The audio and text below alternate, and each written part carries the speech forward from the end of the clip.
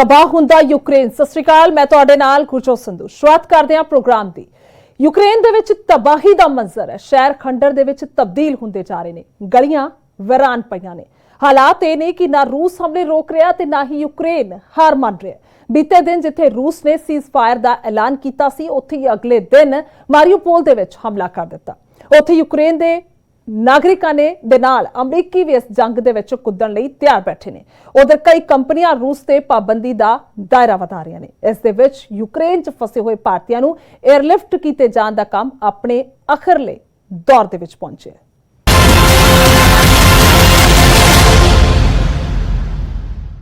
रूस ते यूक्रेन दे विच जंग चल रही है। शहमात दे इस खेड दे विच दावियां दा हवाला दिता जा रहा है, आंकड़ियां दी गवाही। ज़ेलेंस्की झुकना नहीं चाह रहे अते रूस हमले नहीं रोक रहा।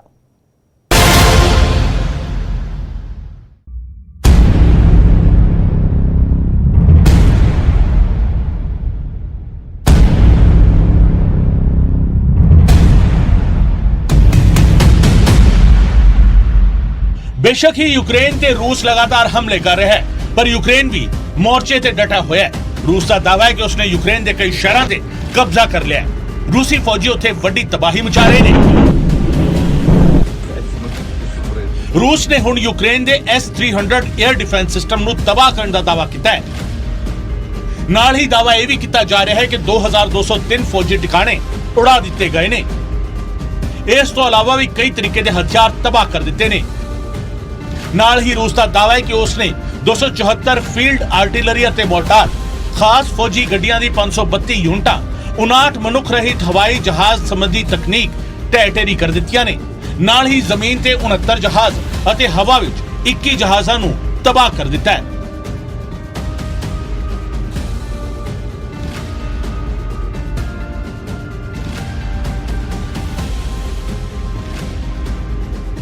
उत्थे यूक्रेन दे भी अपने दावे ने। राष्ट्रपति व्लादिमीर ज़ेलेंस्की ने कहा कि यूक्रेन ने हुण तक 11,000 रूसी फौजियां नूं जंग विच ढेर कर दिता है।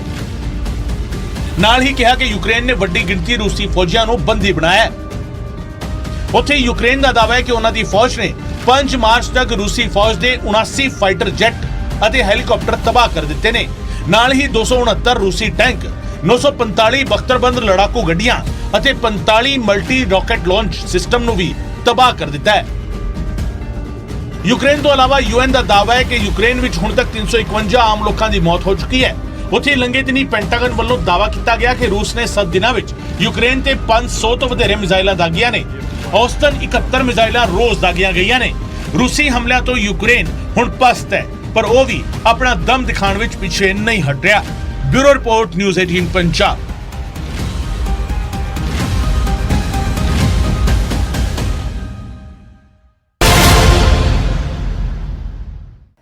पुतन दी सनक अते यूक्रेन ते हमले किए जाने तो बाद दुनिया भर दी कंपनियां रूस ते अपना कारोबार समेट रही ने। रूस नूं कई तरह के आर्थिक प्रतिबंधां, रोकां का सामना करना पै रहा है। कई सारियां अजिहियां वड्डियां कंपनियां रूस तो अपना कारोबार समेटना शुरू कर चुकियां ने, जिस दी वजह दे नाल रूस की आर्थिक परेशानियां दे विच इजाफा होने वाला है।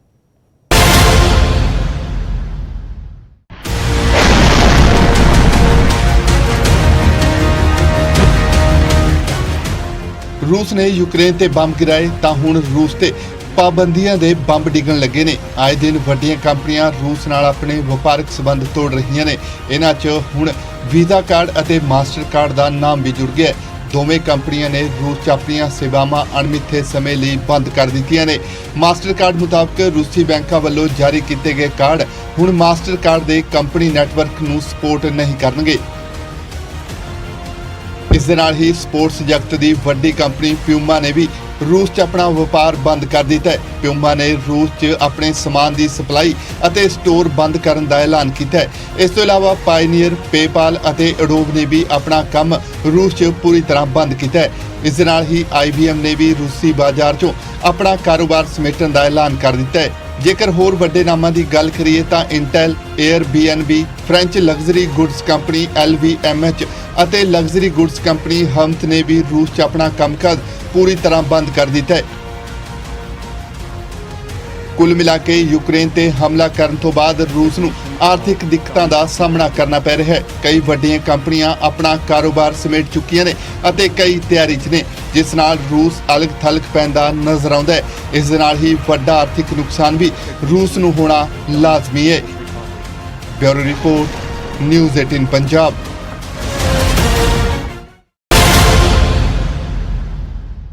ਯੂਕਰੇਨ ਰੂਸ ਦੇ ਵਿੱਚ ਯੁੱਧ ਰੁਕਣ ਦਾ ਨਾਂ ਨਹੀਂ ਲੈ ਰਿਹਾ।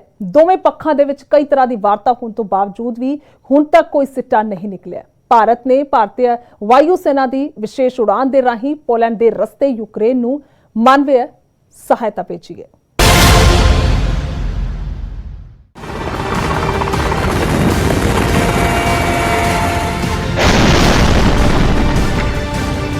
ग्यारह दिन बीत जाने के बावजूद भी रूस और यूक्रेन की जंग नहीं रुक रही। हर पासे तबाही का मंजर है। युद्ध रुक नहीं रहा। हालांकि दोवां देशों विचाले कई बार गलबात भी हो चुकी है, पर गलबात बेनतीजा ही रही। उधर शनिवार और ऐतवार नूं कुछ शहरों च रूस ने जंगबंदी का ऐलान किया, पर हमले फिर भी जारी रहे। यूक्रेन लगातार मदद दीआं अपीलां कर रहा है। अमरीका, इंग्लैंड, फ्रांस, स्वीडन सने कई वड्डे मुल्क यूक्रेन की मदद लई अगे आए ने। उधर भारत भी यूक्रेन नूं लगातार मदद अते राहत समग्री भेज रहा है। हालांकि भारत वालों जंग च यूक्रेन का साथ तां नहीं दिता गया, पर मानवी पद्धर ते भारत लगातार यूक्रेन नूं सहायता समग्री भेज रहा है, जिस च दवाइयां, खाण पीण का समान, पानी सने कई जरूरी वस्तां शामिल ने। विदेश मंत्रालय ने जानकारी दी है कि एक फ्लाइट की मदद नाल 6 टन समग्री रोमानिया भेजी गई, जदों कि दूजी फ्लाइट च 9 टन समग्री स्लोवाकिया भेजी गई। विदेश मंत्रालय मुताबिक इस तो पहला भी मनुखी सहायता दीआं 4 किश्तां भेजियां जा चुकियां ने। इस दौरान ही यूक्रेन च फसे भारतीय नागरिकों नूं कड्ढण लई भारत का ऑपरेशन गंगा आखिरी चरण च पहुंच गया। लगातार भारतीय विद्यार्थी विशेष उड़ानां राहीं भारत वापस परत रहे ने, जबकि भारत सरकार बाकी बचे अपने नागरिकों नूं कड्ढण लई भी अड्डी चोटी का जोर ला रही है। Bureau report, news 18 Punjab.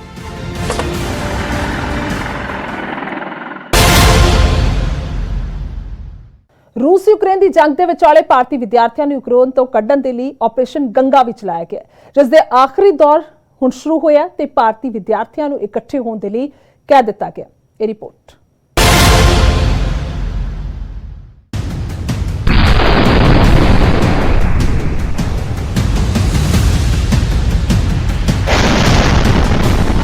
Ukraine रूस युद्ध के 11 दिन पूरे हो चुके ने। हंगरी स्थित भारतीय अंबैसी ने हुण तक का एक अहम ऐलान करते हुए कहा है कि ऑपरेशन गंगा का आखिरी दौर शुरू हो रहा है। अजे दे विच उत्थे फसे हुए लोग स्थानक समय के अनुसार सवेरे 10 बजे तो 12 बजे दे विच बुडापेस्ट दे हंगरिया सिटी सेंटर पहुंचन।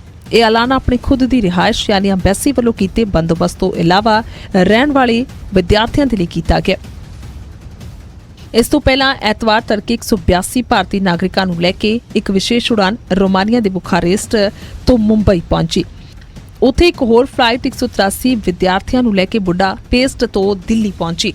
इस तो इलावा इंडियन एयरफोर्स का C-17 जहाज 210 यात्रियों को लैके दिल्ली के कोल हिंडन एयरबेस से उतरे। हुण तक 3 विमानां तो 575 यात्री दिल्ली और मुंबई पहुंच चुके हैं।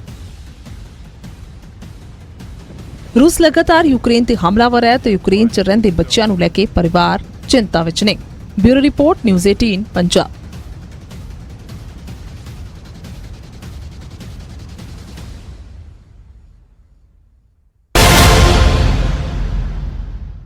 ऑपरेशन गंगा दे राही हजारां विद्यार्थी भारत वापस परत रहे ने, तां दूजे पासे अबोहर दी रहण वाली एक विद्यार्थन अजे भी यूक्रेन तो वापस नहीं मुड़ी है। मापे चिंतित ने, जबकि यूक्रेन तो मुड़ी मोगा दी विद्यार्थन दा परिवार ने बड़े चावां दे नाल उसदा स्वागत किया।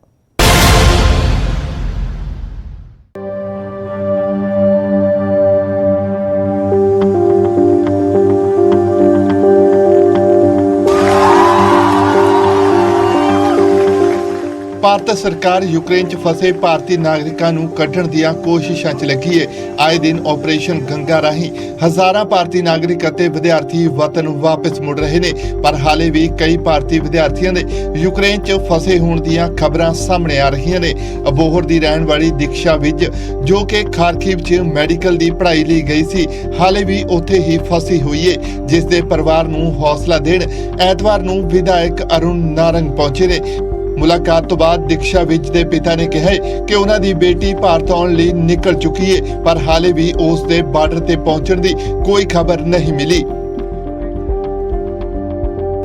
ਸਰ ਹਾਲਾਤ ਤੇ ਕ੍ਰਿਟੀਕਲ ਹੈ ਜੀ ਉੱਥੇ ਜੀ, ਵੀ ਕਹਿਣ ਦਾ ਮਤਲਬ ਰਹਿਣ ਯੋਗ ਹਾਲਾਤ ਨਹੀਂ ਹੈਗੇ ਇਸ ਟਾਈਮ। ਤੇ ਬੇਟੀ ਨਾਲ ਕੱਲ 6:30 ਵਜੇ ਹੁੰਦਾ SMS ਹੀ ਆਇਆ ਸੀ ਇਕੱਲਾ ਜੀ, ਤੇ ਕਹਿ ਰਹੀ ਸੀ ਵੀ ਅਸੀਂ ਨਿਕਲ ਰਹੇ ਹਾਂ, ਟਰੈਵਲ ਕਰ ਰਹੇ ਹਾਂ, ਤੇ 15-16 ਘੰਟੇ ਦਾ ਸਾਡਾ ਬਾਰਡਰ ਤੇ ਪਹੁੰਚਣ ਦਾ ਰਸਤਾ ਰਹਿ ਗਿਆ। ਤੇ ਬਾਕੀ ਅਸੀਂ ਉੱਥੇ ਪਹੁੰਚ ਕੇ ਜਿਹੜਾ ਵੀ ਤੁਹਾਨੂੰ ਪੂਰਾ ਦੱਸਾਂਗੇ ਵੀ ਅਸੀਂ ਕਿੱਥੇ ਹੈਗੇ ਹਾਂ। ਤੇ ਮੈਂ ਕਿਹਾ ਸੀ ਉਹਨੂੰ ਵੀ ਕਾਲ ਕਰਨ ਵਾਸਤੇ, ਕਹਿੰਦੀ ਨਹੀਂ ਮੈਂ ਕਾਲ ਨਹੀਂ ਕਰ ਸਕਦੀ ਕਿਉਂਕਿ ਵੀ ਸਾਡੇ ਫੋਨ ਸ਼ਾਇਦ ਟ੍ਰੇਸਿੰਗ ਤੇ ਲੱਗੇ ਹੋਏ ਨੇ। ਉਧਰ ਦੀਕਸ਼ਾ ਦੇ ਪਰਿਵਾਰ ਨੂੰ ਮਿਲਣ ਪਹੁੰਚੇ ਵਿਧਾਇਕ ਅਰੁਣ ਨਾਰੰਗ ਨੇ ਕਿਹਾ ਕਿ ਖਾਰਕਿਵ 'ਚ ਸਥਿਤੀ ਜੰਗ ਕਾਰਨ ਭਿਆਨਕ ਬਣੀ ਹੋਈ ਹੈ, ਜਿਸ ਨਾਲ ਦੀਕਸ਼ਾ ਵਿਜ ਨੂੰ ਕੱਢਣ 'ਚ ਦੇਰੀ ਹੋਈ ਹੈ, ਪਰ ਭਾਰਤ ਸਰਕਾਰ ਵੱਲੋਂ ਦੀਕਸ਼ਾ ਸਣੇ तमाम ਵਿਦਿਆਰਥੀਆਂ ਨੂੰ ਭਾਰਤ ਵਾਪਸ ਲਿਆਉਣ ਦੀ ਪੂਰੀ ਕੋਸ਼ਿਸ਼ ਕੀਤੀ ਜਾ ਰਹੀ ਹੈ। नहीं, सरकार ने तो मदद की है जी, सरकार पूरी मदद कर रही है। इन्ने लगभग 21-22 बच्चे इवैक्यूएट किए हैं। ਇਹਨਾਂ ਦੀ ਬੇਟੀ ਸੀ ਜਿੱਥੇ ਉਹ ਉੱਥੇ ਜੰਗ ਦਾ ਮੈਦਾਨ ਸੀਗਾ, ਉੱਥੇ ਗੋਲੇ ਚੱਲ ਰਹੇ ਸੀਗੇ ਤੇ ਇਵੈਕੂਏਸ਼ਨ ਥੋੜੀ ਲੇਟ ਹੋਏ, ਪਰ ਜਿਸ ਤਰ੍ਹਾਂ ਸਰਕਾਰ ਨੇ ਕੰਮ ਕੀਤਾ, ਰਸ਼ੀਆ ਨੂੰ ਸੀਜ਼ ਫਾਇਰ ਕਰਵਾ ਕੇ ਇਹਨਾਂ ਨੂੰ ਉੱਥੇ ਇਵੈਕੂਏਟ ਕੀਤਾ, ਇਹ ਬਹੁਤ ਵੱਡੀ ਗੱਲ ਹੈ। उधर बहुत सारे विद्यार्थी ऑपरेशन गंगा की बदौलत अपने परिवारों को वापस आ रहे हैं। मोगा की रहने वाली नंदनी भी वापस मुड़ी है। परिवार ने केक कट के अते फुल्लां दे हार पा के नंदनी का स्वागत किया है। इस दौरान नंदनी ने कहा है कि उसनूं घर आके बेहद राहत मिली है, जबकि उसने भारत सरकार तो अपनी बाकी बची पढ़ाई भारत विच ही पूरी करवाउण दी मंग भी की। अब तो बहुत अच्छा लग रहा है कि हम सेफली पहुंच गए और यही है कि सभी बच्चे सेफली पहुंच जाएं। आगे की स्टडी का भी बहुत सारा टेंशन है हमें, है कि एक्चुअली क्या है कि वहाँ पे जो हमारी फीस स्ट्रक्चर है MBBS का, वो इंडिया के प्राइवेट कॉलेजेस से कम है, तभी सारे स्टूडेंट्स वहाँ पे प्रेफर करते हैं। तो इंडियन गवर्नमेंट को मैं बोलूँगी कि थोड़ा सा हमारे को यहाँ पे भी फीलेशन दे और हमारी चाहे स्टडी यहाँ पे कंप्लीट करने का हमारे को मौका दें। ਭਾਰਤ ਆਉਣ 'ਚ ਦੇਰੀ ਹੋ ਜਾਵੇ ਕੋਈ ਗੱਲ ਨਹੀਂ, ਪਰ ਵੱਡੀ ਗੱਲ ਇਹ ਹੈ ਕਿ ਦੇਰੀ ਨਾਲ ਹੀ ਸਹੀ ਬੱਚੇ ਆਪਣੇ ਮਾਪਿਆਂ ਕੋਲ ਸਹੀ ਸਲਾਮਤ ਵਾਪਸ ਮੁੜ ਆਉਣ, ਤਾਂ ਕਿ ਉਹਨਾਂ ਦੀ ਚਿੰਤਾ ਵੀ ਨੰਦਨੀ ਦੇ ਮਾਪਿਆਂ ਵਾਂਗੂ ਦੂਰ ਹੋ ਸਕੇ। ਅਬੋਹਰ ਤੋਂ ਸੁਰਿੰਦਰ ਗੋਇਲ ਅਤੇ ਮੋਗਾ ਤੋਂ ਦੀਪਕ ਕੁਮਾਰ, ਨਿਊਜ਼ 18 ਪੰਜਾਬ।